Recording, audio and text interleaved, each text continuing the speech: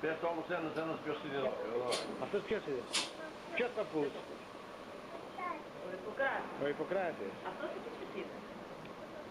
Και τώρα θα το λέμε πιο δυνατά όλοι μαζί. Ένα. Και χρόνια. Αυτή μεγάλη να γίνει. Παντού να γνώσεις το μπαμπά. Και όλοι να λένε να ένα σοφό. Μπράβο, πείτε! Μπράβο!